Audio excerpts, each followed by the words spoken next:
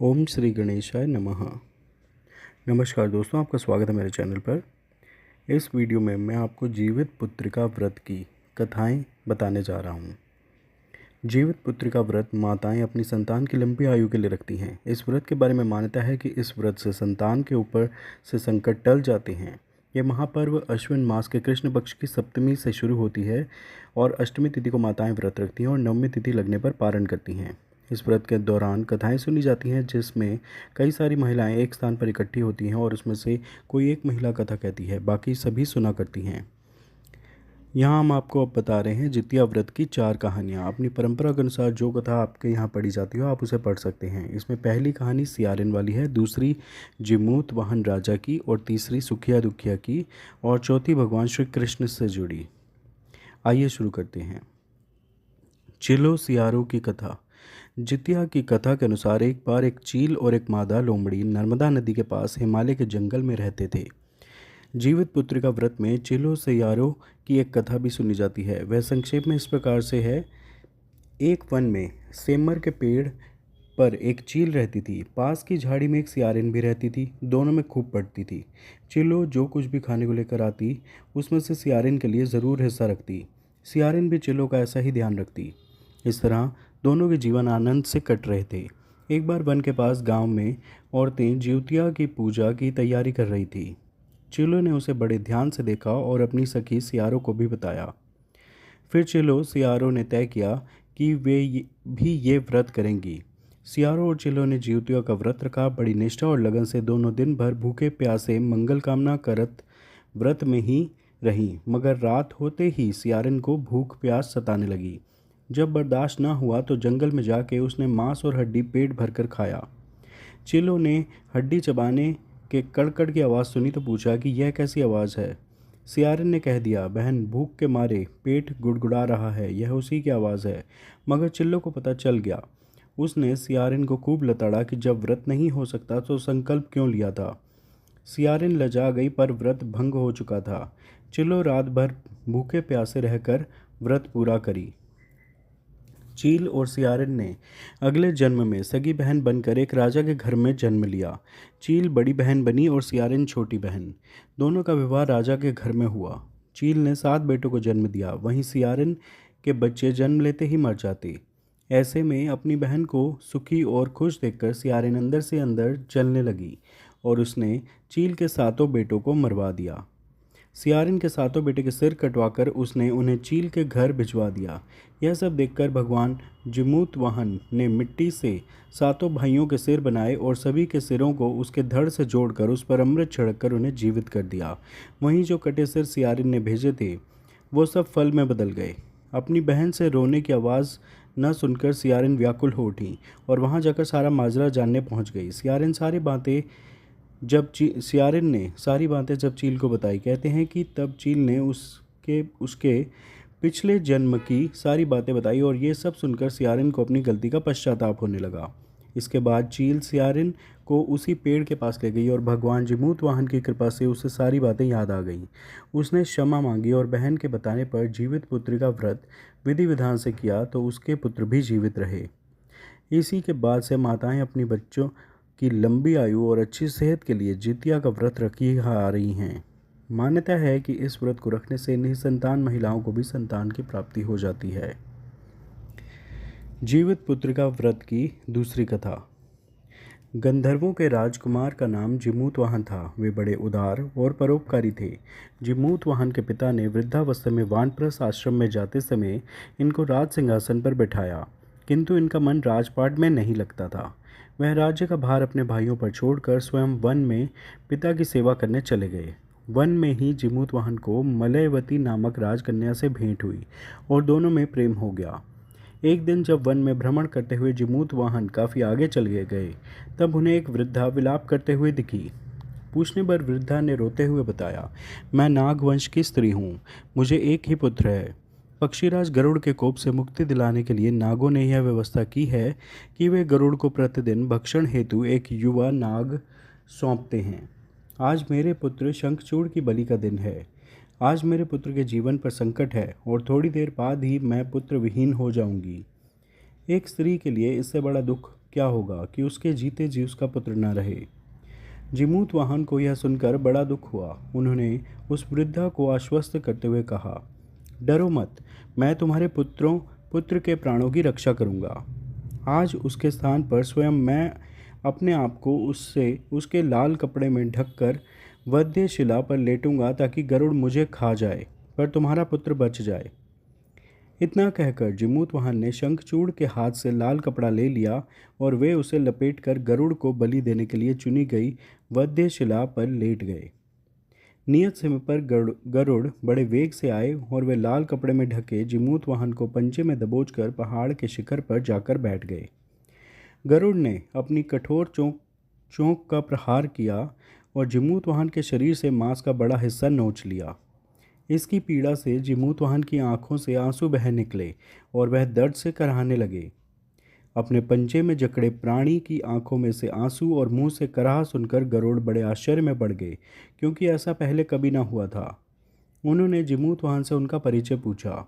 जिमूत वाहन ने सारा किस्सा कह सुनाया कि कैसे एक स्त्री के पुत्र की रक्षा के लिए वे अपने प्राण देने आए हैं। आप मुझे खाकर भूख शांत करें। गरुड़ उनकी बहादुरी और दूसरे की प्राण रक्षा के लिए स्वयं का बलिदान देने की हिम्मत से बहुत प्रभावित हुए।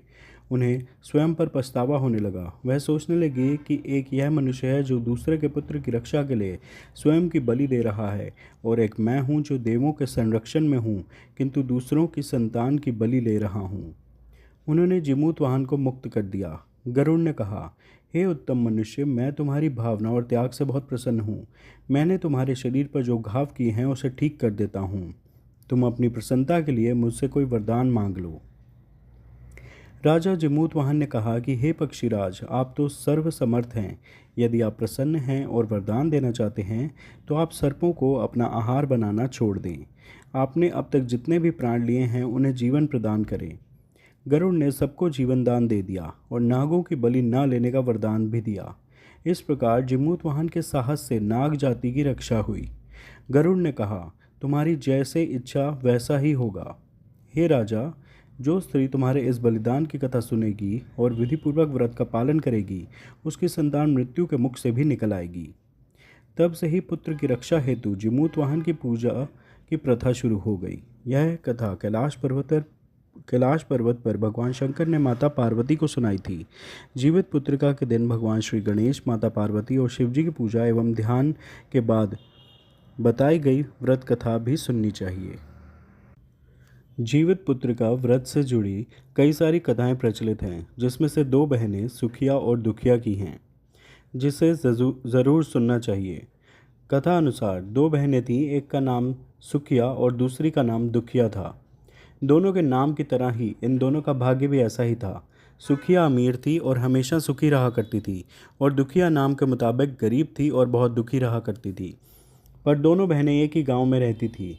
सुखिया के घर ही दुखिया काम किया करती, साफ सफाई करती, खाना बनाया करती थी, और जो खाना बच जाया करता वही खाना सुखिया दुखिया को दे दिया करती। इसी तरह से दुखिया का घर चलता था। समय बीतता गया। दोनों बहनें के 2-2 पुत्र थे, यानी कि सुखिया को 2 पुत्र और दुखिया को 2 पुत्र थे। जब जितिया का व्रत आया तो हमेशा की तरह दोनों बहनें जितिया व्रत रखने लगी। दुखिया सुखिया के घर में काम किया करती। व्रत के दिन दुखिया ने सुखिया के घर जो चावल को साफ करना, उससे जो खुर्दी निकला उसे अपने पास रखा और साफ चावल सुखिया को दे दिया। फिर उसने साग को चुनी, पत्तियों को डंठल से अलग करना, यहाँ भी बढ़िया वाला साग सुखिया के लिए रख दिया और जो बची हुई डंठल थी उसे अपने लिए रख लिया। और अब दुखिया ने सुखिया के घर खाना बनाकर अपने घर चावल की खुर्दी और साग की डंठल को लेकर आकर उसी चावल की खुर्दी और साग की डंठल से खाना बनाकर बच्चों को खिलाई और खुद भी खाया। इसके बाद दुखिया सोने के लिए चली गई। आधी रात में एक बूढ़ी औरत उसके घर का दरवाज़ा खटखटाती है तो दुखिया ने पूछा है, आप कौन हैं? तब उस बूढ़ी औरत ने बोला, बेटा हम हैं। दुखिया ने उठकर दरवाज़ा खोला और कहा, माँ आपको क्या चाहिए? आप इतनी रात यहाँ किस लिए आई हैं? तब बुढ़िया ने कहा, बेटी मुझे बहुत भूख लगी है, कुछ खाने को दे दो। दुखिया उस बूढ़ी औरत को घर के अंदर ले आती है और कहती है, हम लोग बहुत ही गरीब हैं। आज मैंने कुर्दी का चावल और साग की डंठल को बनाया है, क्या आप उसे खाएंगी? तो बुढ़िया ने कहा, हाँ क्यों न खाएंगे, मुझे बहुत भूख लगी है, मैं वहीं खा लूँगी। दुखिया अंदर जाकर खुर्दी का चावल और साग का डंठल लाकर उस बूढ़ी औरत को खाने को दे देती है। बूढ़ी औरत खाना खाने के बाद कहती है कि मुझे अच्छे से कुछ दिखाई नहीं देता, ऐसे में इतनी रात के अंधेरे में अपने घर में कैसे जाऊं? तो दुखिया ने कहा कि कोई बात नहीं माँ, आप यहीं पर सो जाओ, सुबह होने पर अपने घर चले जाना। तब बूढ़ी औरत रात में दुखिया के घर में ही सो जाती है। बूढ़ी औरत थोड़ी देर के बाद उठकर बोलती है, बेटी मुझे दीर्घ शंका पैखाना लगी है, कहाँ करूँ? इस पर दुखिया कहती है कि मेरे घर में शौचालय बाथरूम नहीं है, इसलिए आप उधर कोने कोने में कर लो। तो वो बूढ़ी औरत और पूछती है कि बेटी भड़ भड़ करूं या छर छर करूं? चूँकि दुखिया नींद में थी तो उसने नींद में ही कहा, माँ भड़ भड़ कर दो, मैं सुबह साफ़ कर दूंगी। इसके थोड़ी देर बूढ़ी औरत कहती है, बेटी मैं अपने हाथ कहाँ साफ़ करूं? इस पर दुखिया कहती है कि आप मेरे सर पर अपने हाथ को साफ़ कर लीजिए। सुबह होने पर दुखिया जब उठती है तो उसे यह सब सपने के जैसा लगता है और सोचती है कि सोते समय मुझे कोई सपना आया होगा। इतना ही सोचकर वह नदी में नहाने के लिए चली जाती है और वह जब नदी में बाल धोकर नहाती है तो उसके बालों से होता हुआ जो पानी बहता है वह सोने का पानी होता है। आसपास की सारी महिलाएं यह देखकर आश्चर्यचकित हो जाती हैं और दुखिया से कहती हैं, क्या बात है कि तुम्हारे बालों से तो सोने का पानी गिर रहा है।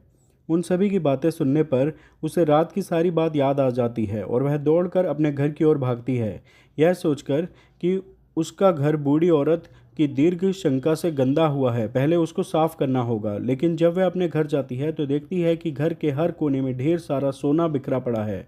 यह सब देखकर दुखिया बहुत खुश हो जाती है और सोचती है कि ये सब जीत मान बाबा जिमूत वाहन की कृपा से हुआ है, जो मेरे घर बूढ़ी माँ का रूप में मेरे घर आए और मुझे इतना सारा आशीर्वाद दिया। अब दुखिया भी अमीर हो गई और सुखिया के घर जाकर काम करना बंद कर दिया।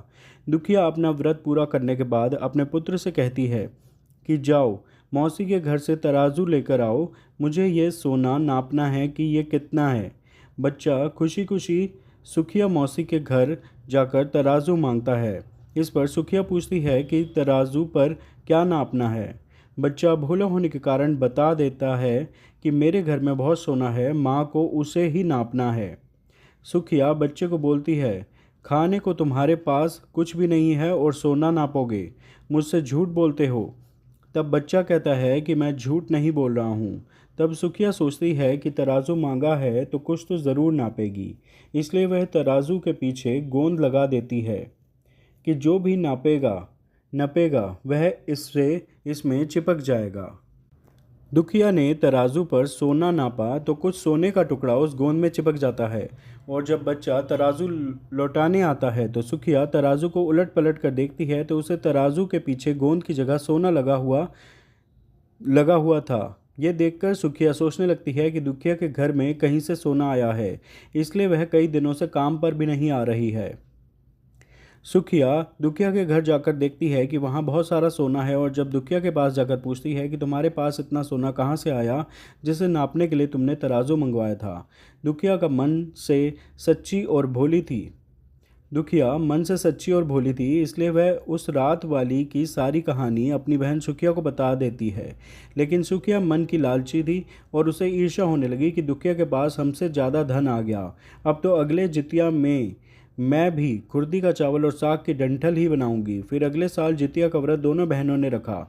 सुखिया के पास सब तरह का सुख और धन भी था, इसके बावजूद वह जितिया के दिन चावल फटक कर साफ चावल फेंक दिया और खुर्दी अपने पास रख लिया और वैसे ही साग को तोड़कर फेंक दिया और डंठल अपने पास रखी और वहीं बना दिया।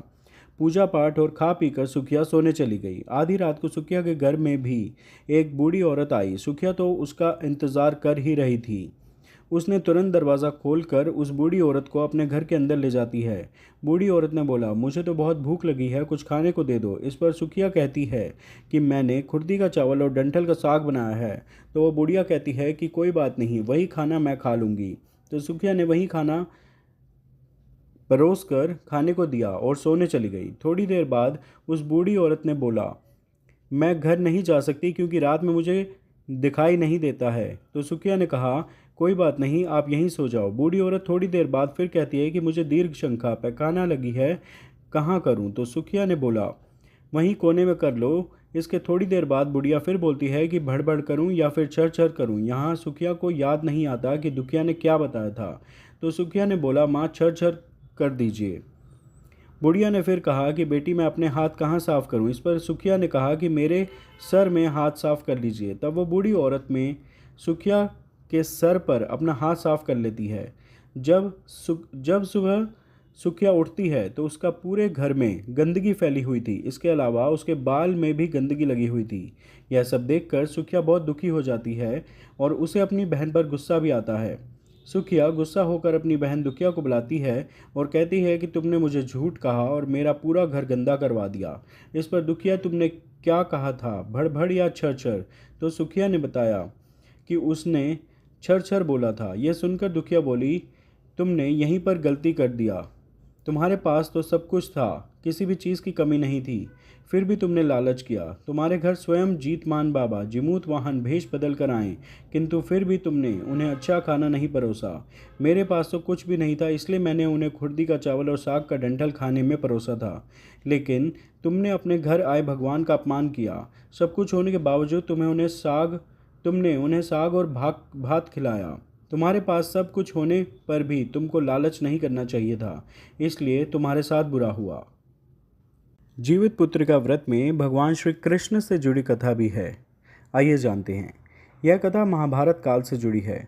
महाभारत युद्ध के बाद अपने पिता की मृत्यु के बाद अश्वत्थामा बहुत ही नाराज था और उसके अंदर बदले की आग तीव्र थी, जिस कारण उसने पांडवों के शिविर में घुसकर सोते हुए 5 लोगों को पांडव समझकर मार डाला था। लेकिन वे सभी द्रौपदी की 5 संतानें थीं। उसके इस अपराध के कारण उसे अर्जुन ने बंदी बना लिया और उसकी दिव्य मणि छीन ली, जिसके फलस्वरूप अश्वत्थामा ने उत्तरा की अजन्मी संतान को गर्भ में मारने के लिए ब्रह्मास्त्र का उपयोग किया, जिसे निष्फल करना नामुमकिन था। उत्तरा की संतान का जन्म लेना आवश्यक था, जिस कारण भगवान श्री कृष्ण ने अपने सभी पुण्यों का फल उत्तरा की अजन्मी संतान को देकर उसको गर्भ में ही पुनः जीवित किया। गर्भ में मरकर जीवित होने के कारण उसका नाम जीवित पुत्र का पड़ा और आगे जाकर यही राजा परीक्षित बने। तब ही से इस व्रत को किया जाता है। तो ये थी जीवित पुत्र का व्रत से जुड़ी कथाएं। आप सभी प्रेम से मेरे साथ बोलें, जय श्री गणेश, जय कार्तिकेय भगवान, जय माता पार्वती, जय शिव शंकर भगवान, जय भगवान जिमूत वाहन की। आशा करते हैं ये वीडियो आपको पसंद आई होगी। कृपया इस वीडियो को लाइक व शेयर करें व चैनल सब्सक्राइब करें। धन्यवाद। जय श्री कृष्ण। हर हर महादेव। जय माता दी।